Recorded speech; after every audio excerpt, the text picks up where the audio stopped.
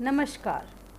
आप सभी लोग स्वस्थ रहें, ईश्वर से यही कामना करते हुए मैं सावन के बारे में पूछे गए कुछ और प्रश्नों का उत्तर देने आई हूँ। मेरा तीसरा प्रश्न था कि सावन माह में शिव भक्ति का क्या महत्व है। इस प्रश्न के उत्तर में मैं कहना चाहूँगी कि इसी माह भगवान शिव ने समुद्र मंथन से जो विष निकला उसका सेवन कर पृथ्वी को निर्जीव होने से बचाया। अतः यह हम मनुष्य पर उनका उपकार रहा।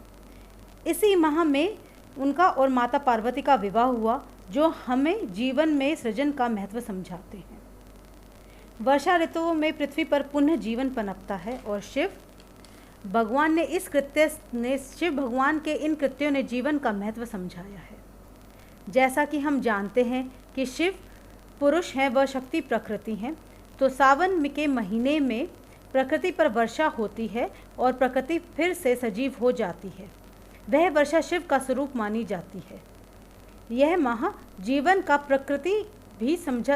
प्रतीक भी समझा जाता है। इस माह बहुत सारे जीव जंतु पुनर्जीवित होते हैं। जल एक तत्व है जो जीवन का सहयोग करता है। यह तो हम सब भली भांति जानते हैं कि जीवन सबसे पहले जल में ही पनपा था। शिव और शक्ति उसी जीवन के पनपने का मूर्तिमान रूप है। अर्थात सावन के महीने में शिव की पूजा कर मनुष्य जीवन के महत्व को समझता है। इस विषय पर मैंने एक वीडियो और भी बनाई है, जिसे का लिंक मैं डिस्क्रिप्शन बॉक्स में दे दूंगी। आपकी इच्छा हो तो आप उसे देख लेना। मेरा चौथा प्रश्न था, सावन का महीना कितने व्रत और त्यौहार लेकर आता है। उत्तर है, बहुत से व्रत और त्यौहार सावन के महीने से आते हैं, जैसे कामिका एकादशी, हरियाली तीज, नाग पंचमी, श्रावण पुत्रदा एकादशी, वरहलक्ष्मी व्रत, श्रावण पूर्णिमा, रक्षाबंधन, श्री कृष्ण जन्माष्टमी, महाशिवरात्रि, सत्यनारायण व्रत आदि। जहां उत्तर भारत में सावन 25 जुलाई से शुरू होकर 22 अगस्त को समाप्त होता है, वहीं दक्षिण भारत में सावन 22 अगस्त से शुरू है और 7 सितंबर तक चलेगा।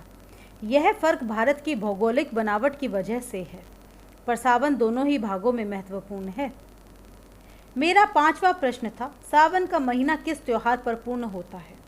इस प्रश्न का उत्तर है रक्षाबंधन। सावन का महीना उत्तर भारत में रक्षाबंधन पर समाप्त होता है, परंतु यह दक्षिण भारत पर नहीं चलता। दक्षिण भारत में सत्यनारायण व्रत कथा भी होती है, उसके बाद गोगा नवमी भी आती है। परंतु सावन का महीना दोनों ही भारत के दोनों ही खंडों में बहुत ही महत्वपूर्ण है और उसे जीवन से जोड़कर देखा जाता है। इसीलिए सावन का महीना बहुत ही पूजनीय समझा जाता है। आशा करती हूँ आप सभी को इन प्रश्नों के उत्तर जान अत्यंत हर्ष हुआ होगा।